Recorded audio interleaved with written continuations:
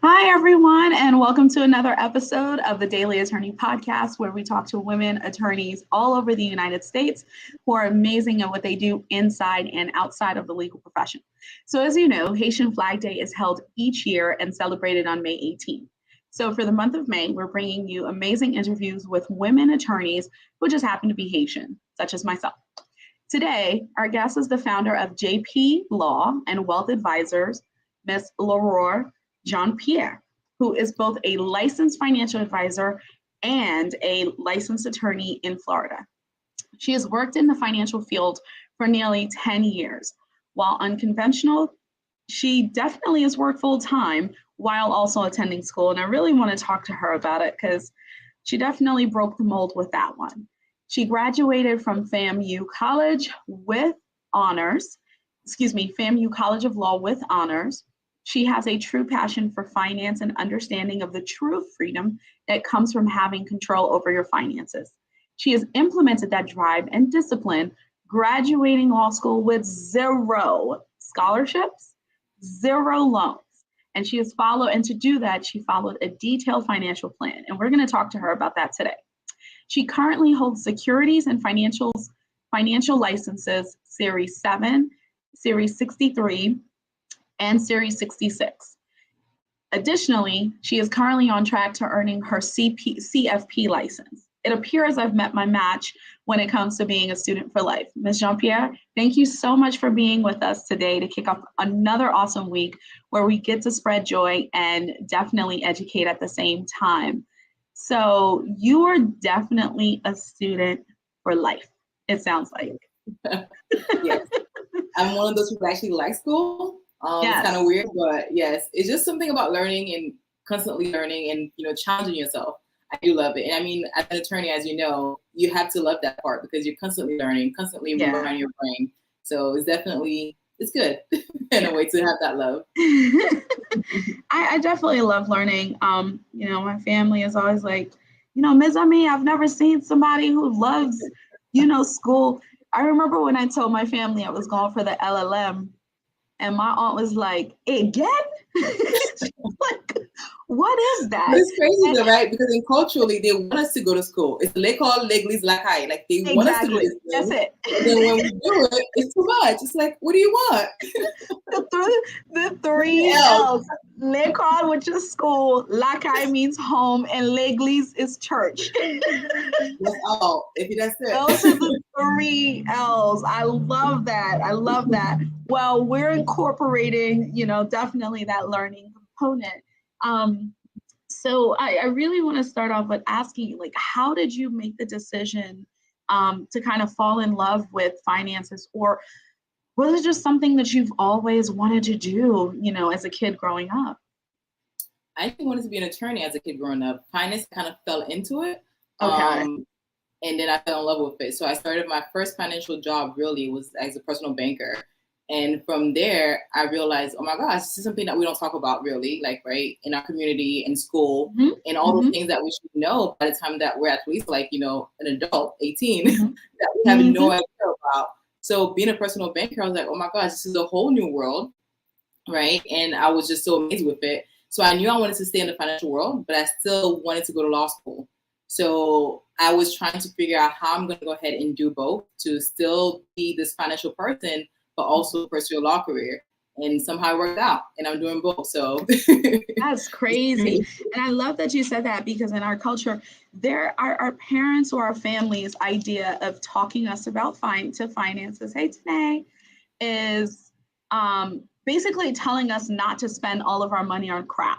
And we're like, what does that even mean? And I don't know what that means. What? Yeah, like I don't know what that means. And it's either that or it's gaspiller l'argent, like, because for you, what you're buying for them, they see it as garbage.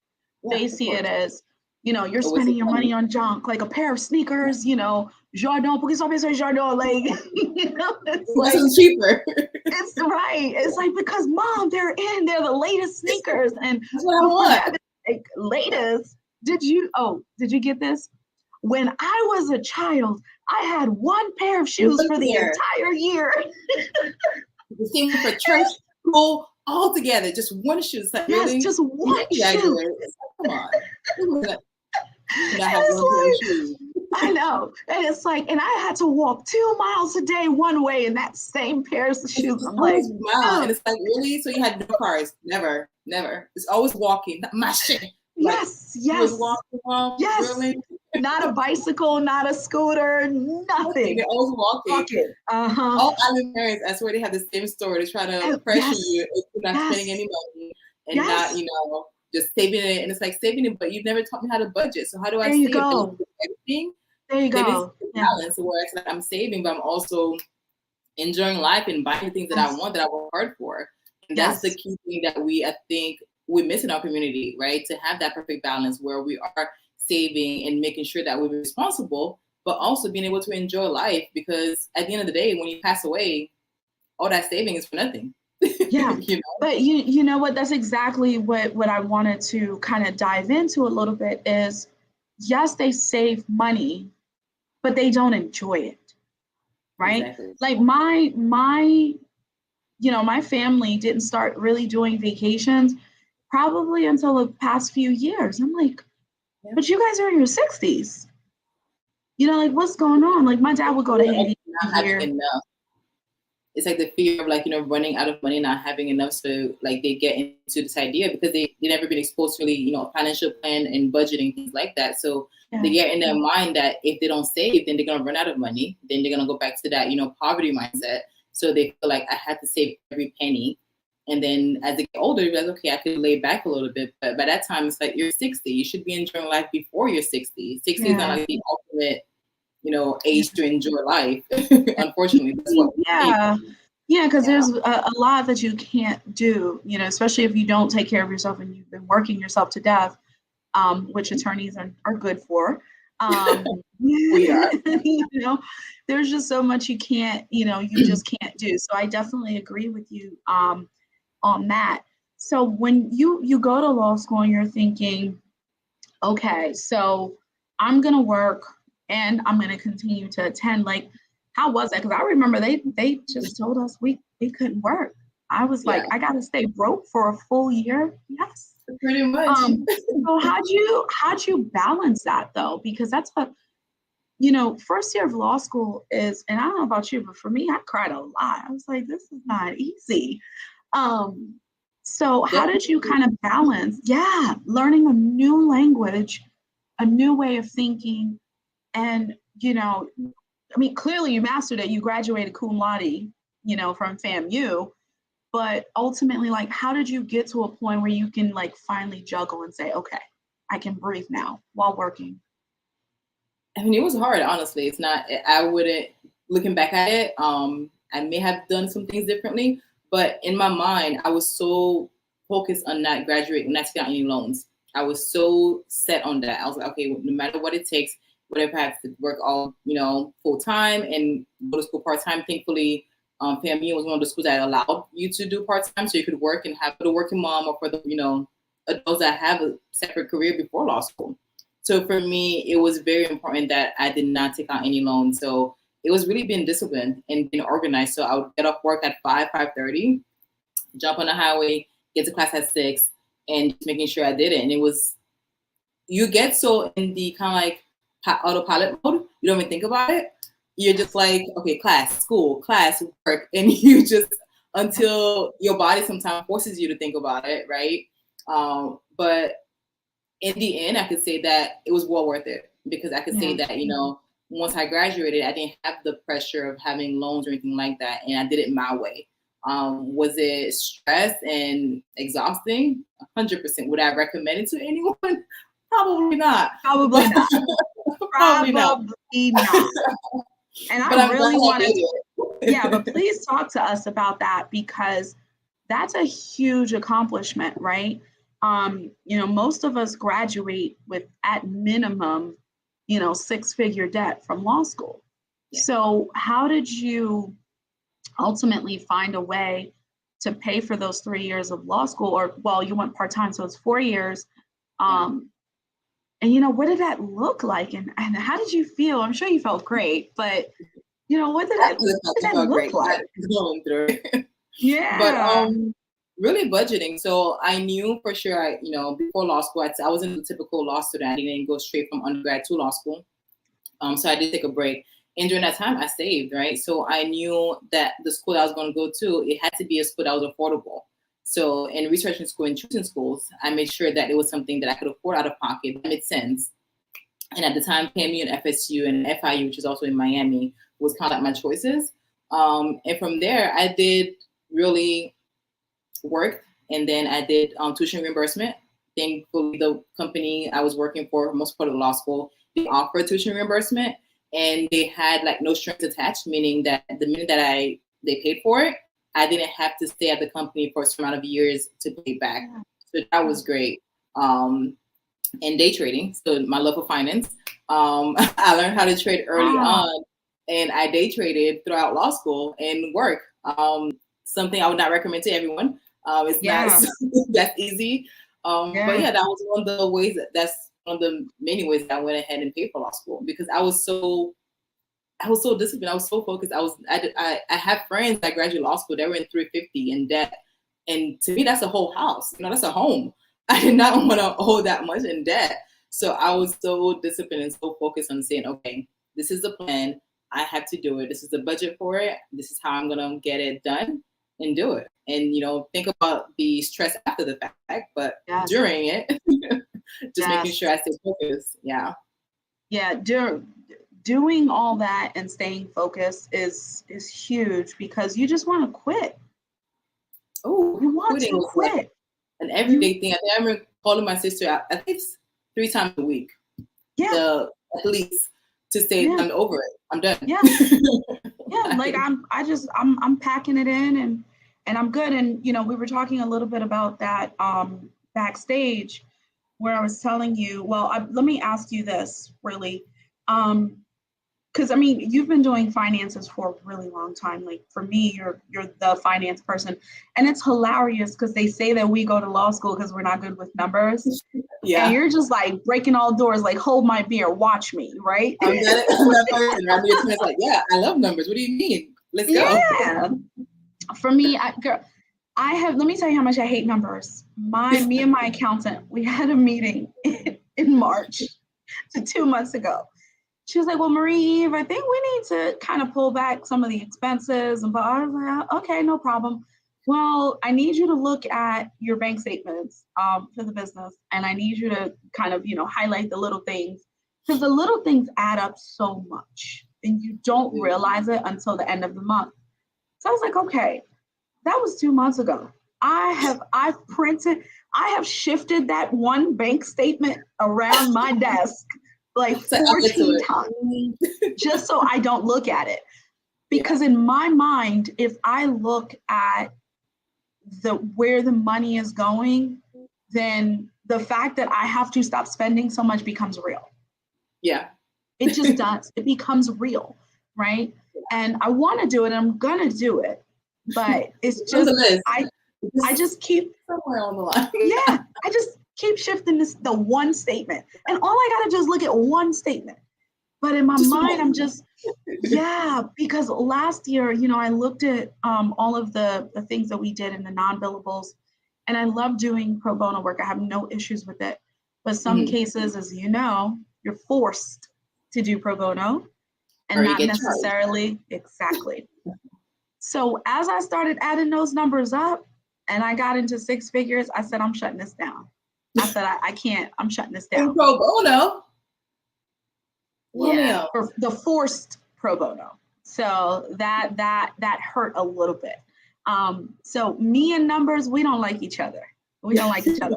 In my mind, I just need an unlimited credit card somewhere. Somebody else could pay. I don't want to pay. So you handle it. You kind of just let me know what I can spend, and we're good. We're good. That's it. Do what you got to do. So with that said, number one, what is the biggest pain point that you see surrounding law firms and finances? Not to pick on you, right? But not addressing it. Because you can't push it off. Just because you push it off and think like, I'm going to do it for later, doesn't mean that it's not real. It's not happening, right? It's still there.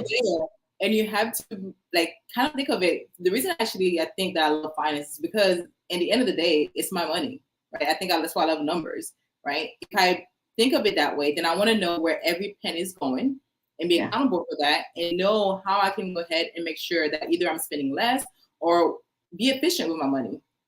So really it's just, you know, making sure that don't push it back, embrace it and make it like kind of like a thing that you do on a daily, not daily, maybe like a weekly thing. So you don't stay till the end where you feel overwhelmed and this constant thing that you have to like, later, next week, next week. Okay. So, Okay. I love that. Okay. Okay. So yeah. definitely look at it first. Law school, they used to tell us, right, we eat a big elephant by one bite at a time. It's like an old weird saying, but adage. Yeah. But to the point of, you know, like if we do little by little and we don't live it to the end where it's this big burden of like, oh my gosh, my accounting for the quarter. So it's like a whole 3 months of accounting, but we do little by little, then it makes it easier and less worrisome and like, oh, I have to deal with this again. I did not think about that. So I can do something like a weekly, you know, Friday session. Because Friday is our last day, and I'm definitely writing this down. Fridays usually are less overwhelming. Yeah, we close every other Friday, and I could actually make it a bi-weekly thing, where, you know, when we are closed and we're not inundated with phone calls, we can do that.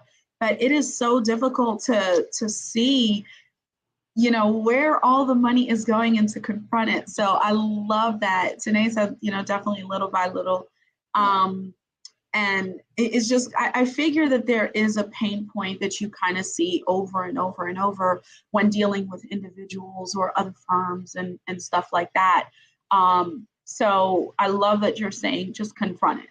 And I think, you know, human beings, we tend to kind of like just want to, you know, let me just watch Netflix. It's very real. You just don't talk about it, but it's there. Yeah, it's still there and it's getting worse. So, and you know, and you don't want that. So I love that. What would you say, because I know in your intro, we talked about, you know, how you've managed to figure out like control over your finances and, you know, you help your clients implement that. So what does control over your finances kind of just look like? You don't have to like break everything down, but just like, what is at least one thing that someone can look at and say, oh, okay, I need improvement here, or I'm good here and I can move on to something else? Yeah. Something as simple as budget, right? We think about it and we think about the budget. We have to make sure we have everything down, but not necessarily. So it's just a matter of saying, okay, this is how much that I bring in, and this is how much I'm expected to bring out. So you know where your money is going, so you kind of plan for it. So when things are happening, you don't get caught by surprise and like, oh my gosh, where did this come from? Because you're expecting it and you're planning for it accordingly. So it's as simple as budgeting. You know, we don't have to go into, you know, the, you know, debt repayment or savings. Just start with budgeting. Just start with saying, okay, this is how much I bring in. This is how much that I'm expecting to go ahead and bring out as far as my expenses. And let's see where we fall and how to go ahead and plan accordingly, right? To make sure that we're aware of it so it can be more efficient. So we know where every penny is going and be more efficient with that. Yeah. The debt repayment programs, they're not good. I don't think that they're the best. I love anyone, but they're not the best. Yeah, they're really, really not the best. And I understand that for some people, you know, they may be the only option. But I mean, from my understanding, and I mean, I've never participated, but from my understanding, their whole business acumen is don't pay anything, let them send everything to, you know, collections or whatever, and then we buy it on the pennies on the dollar, and then we pay everything back. You know, basically telling people to just ruin their credit even worse than it is. And what I find is, because we do a lot of estate work with a probate, when people pass away, we administer estates, we negotiate these debts.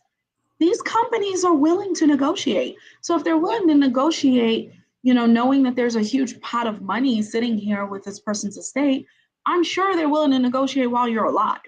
Yeah, they are. You know?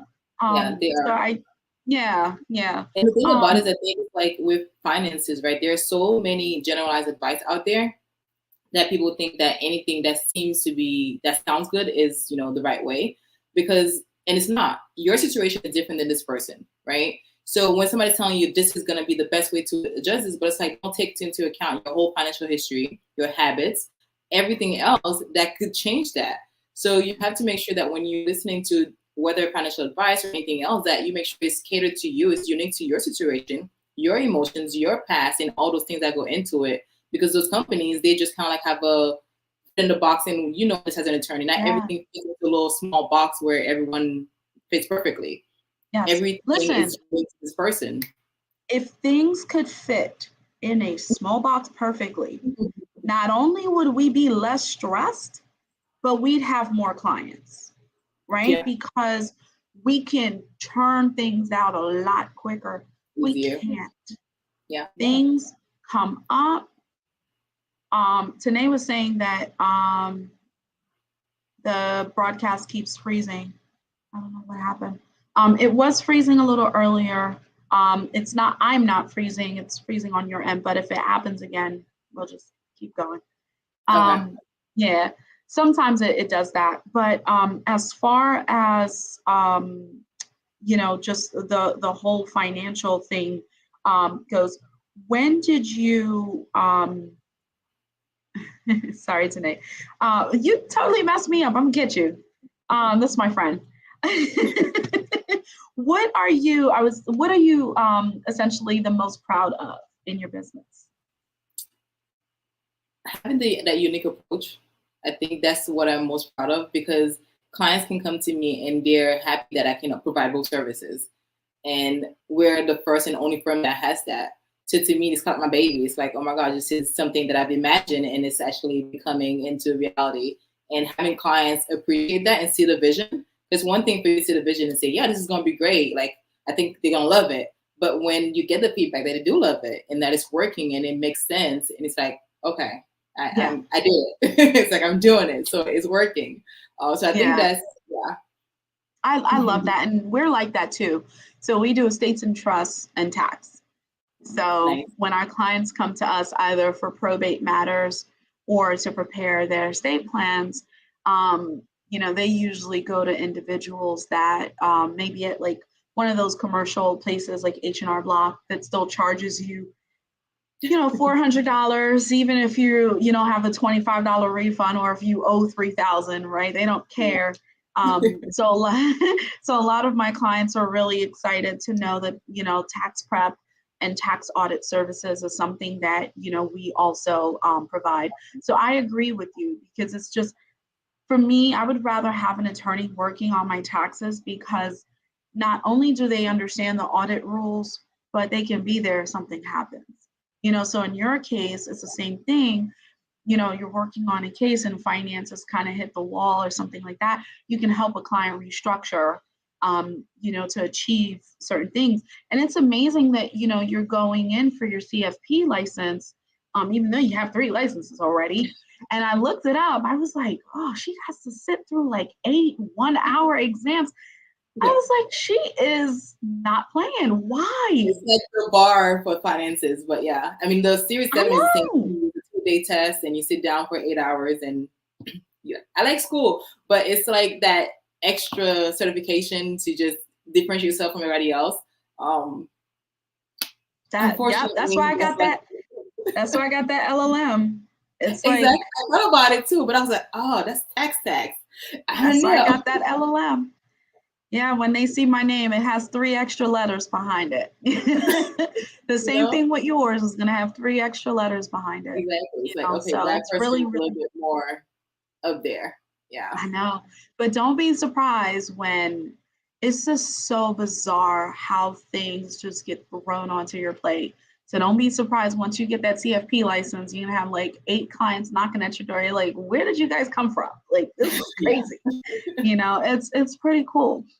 Speaking of which, any advice for like new law firm owners or just new business startups? You know, in general, I know Tanae just started her law firm. She's kind of just like baby stepping into it. But do you have any advice for people like that who, you know, may not have a shit ton of capital, but, you know, just ultimately wants to start something, you know, that they can grow and turn into a bit of a legacy? Yeah, definitely. And I think we talked about this a little bit backstage, but, you know, when you first start off, there's going to be a lot of people that's going to offer you things, right? For me, it was a big thing about, okay, again, with costs, I wanted to keep my costs low, but also knowing it's like, I know we talk about delegating things, delegating to this person and this person, but when you're starting off, know the things that you can handle. Not everything needs to be delegated. I know it's kind of like I'm the opposite of what everybody's saying, but not everything needs to be delegated. If you can do it and you have the capacity and you can do it without being overwhelmed and stressed, handle it. You don't have to go ahead and delegate that to somebody else and, add that extra expense to your law firm. Go ahead and do it. Of course, if it is something that you're not familiar with and you can't do it on your own, of course, then delegate, but also shop around. Because there is going to be knocking at your door, offering you the sky and everything else, taking your money before you make it. So just really thinking about, do I really need this? Do I need another bar association that I need to be part of? Do I really? No. Do I need this other membership? And it's like, really think about what are the things that are going to be beneficial, not only for the firm, but for you. You don't have that many hours. You think that, well, I'll be my own boss, I can do whatever. And then you realize, I'm still here at 11 o'clock typing away and figuring out how to do things. And it's like, you don't have all the time in the world. No, you don't. Stop lying. It's the people who have free time, I can do whatever. And it's like, no, you have less time actually. And you realize your 24 hours become 10 hours and you have to figure it out. And I mean, realistically, the people who have more time are the people who have delegated 95% of their everything.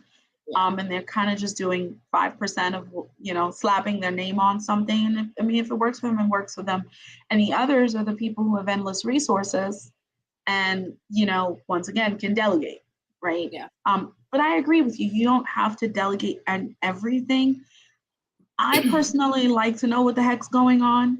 But I am finding I don't like the stressful legal work.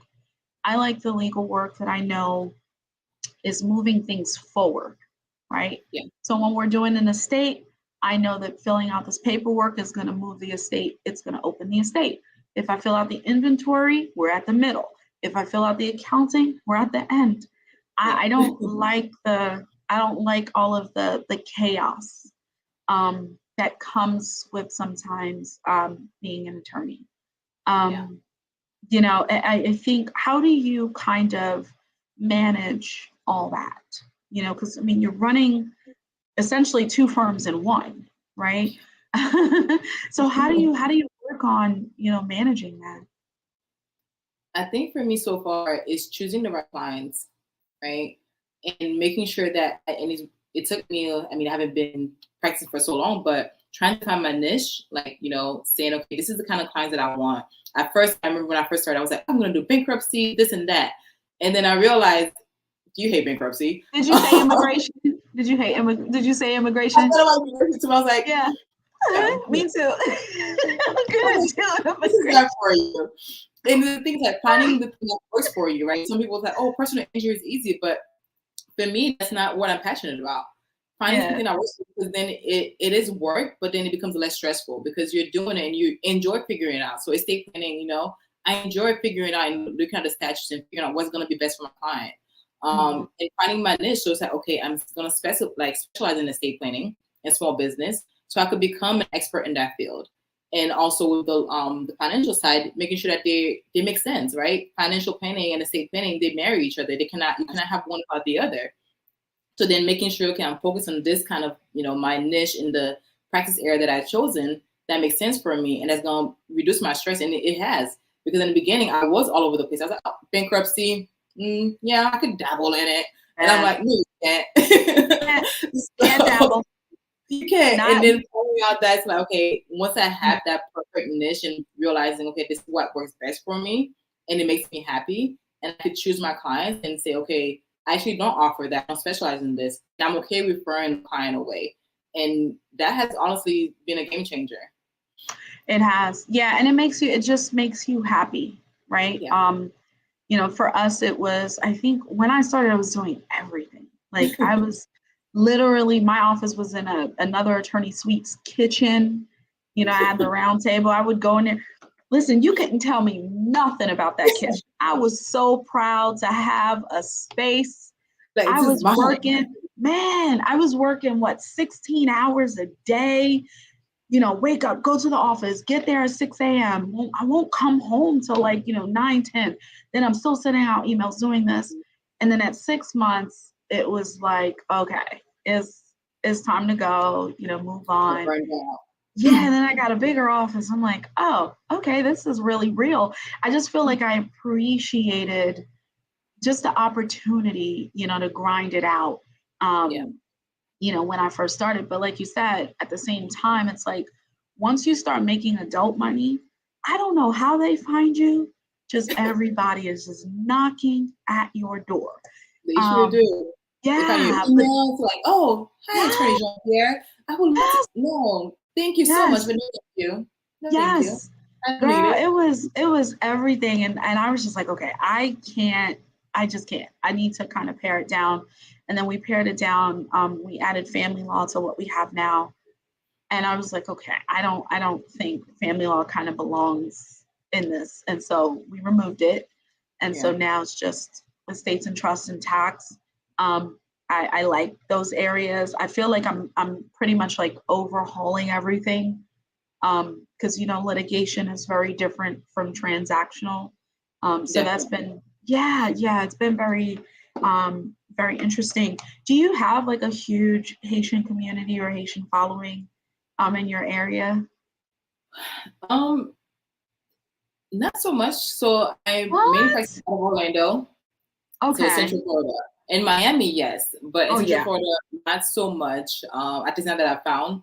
I have a few Haitian clients here and there, but not so much as I was in actually my main office was in Miami. That would be like, my parents, it's funny, like they don't quite get what kind of law I practice. So they report everyone to me.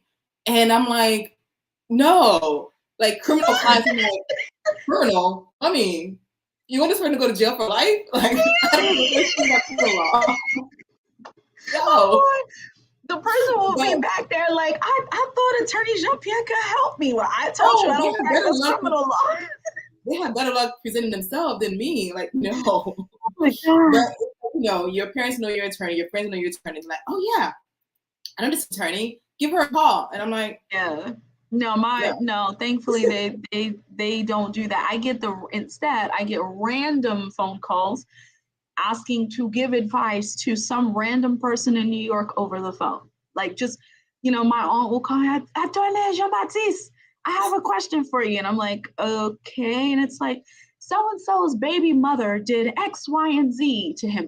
What do you think he should do? Well, what I think you should do is get off my phone before you get you get my license taken away for practicing outside of my jurisdiction. I'm not a New York attorney. What are you doing? I don't know anything about New York law. Like, they think you know all the laws of all the land. Oh yeah. And then when you don't want to answer, it's like, oh, we know you're so righteous and you do everything by the book. Yes, I earned this thing and it cost me quite a few dollars. And so like, can you imagine being like disbarred because something so small and everything that you worked for just disappeared because you wanted to give a quick advice to someone that it's not worth it. No, thank you. Yeah, well, I'm moving in with that person because somebody's going to help me mortgage. Right? We're moving in together. But my family does the same thing. It's so funny. How did your parents, and this is the last question I'm going to ask you. Well, I got one more.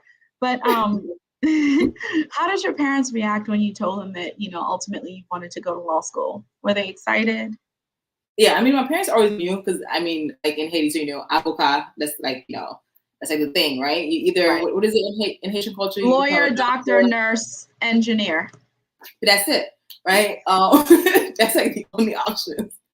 So, of course, they always knew I was going to follow that path. But it was, what was the happiest moment is when I called my grandma when I found out that I passed the bar. I was working as a financial advisor at Maryland. So we were on a conference call. And I looked and I passed the bar. I hung up on the conference call. Probably could have lost my job that day. But I called my grandma. And I was talking to her and she was crying and she's like, we did it. And it was like, it was like we, because it's see as like the entire family making it. So it's kind of like we did it. That's right. So right. that was like the happiest moment. Like going through law school, it was kind of like, of course, that's what you're supposed to do. Go to law school, become an attorney, and that's it. Yeah.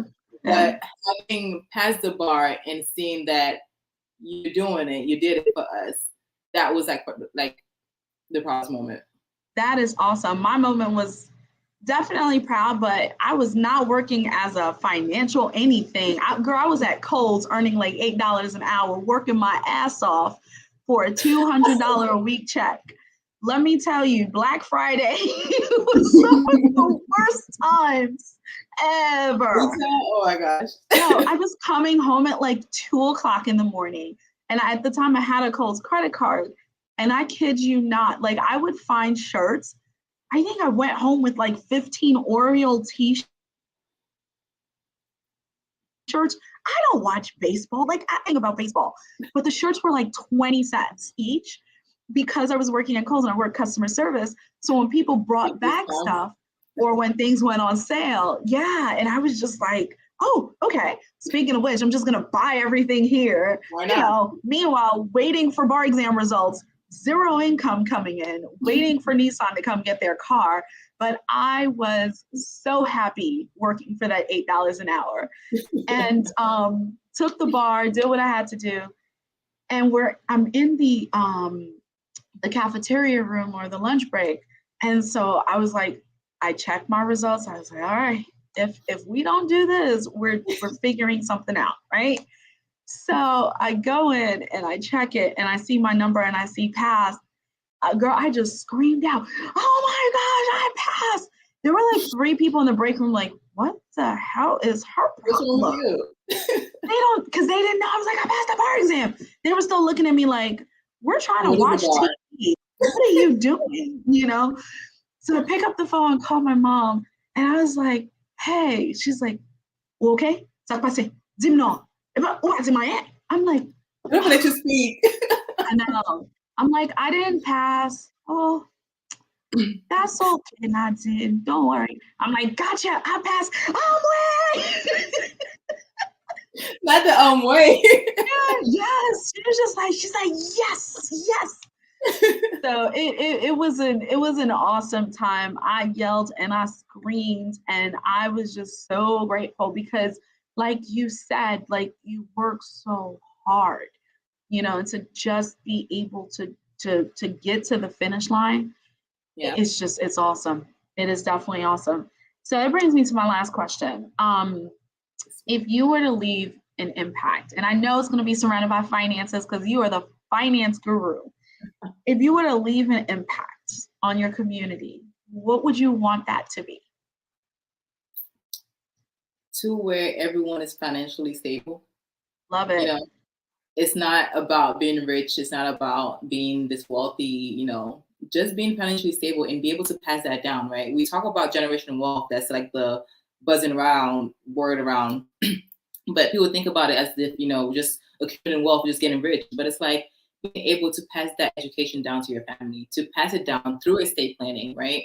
To make sure that everyone has that financial knowledge. So their next generation is starting off a little bit better than you started off.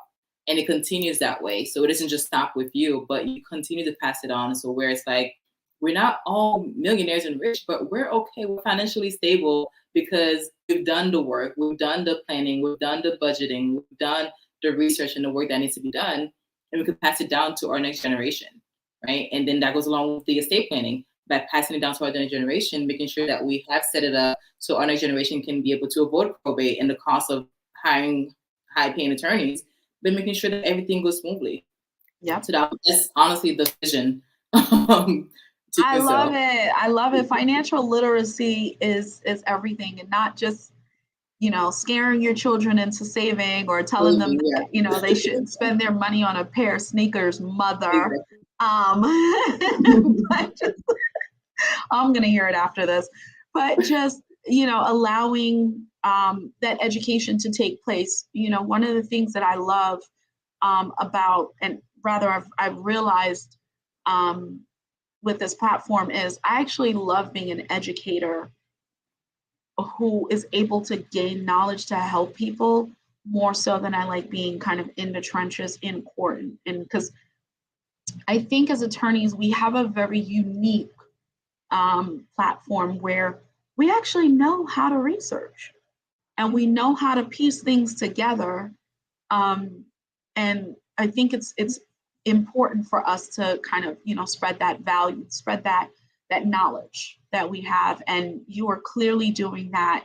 And, I just want to thank you as, fellow Haitian attorney, fellow woman, fellow business owner, fellow human, right, that is out there working and teaching people and not just kind of hoarding all the knowledge, for yourself. So it's very important. Thank you so much for being here with us. Thanks for having me.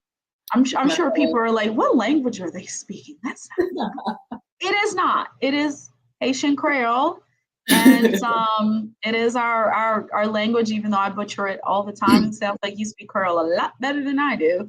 But thank you so much for helping me, celebrate a little bit of our heritage. Yes. And if people want to find you, where can they do so?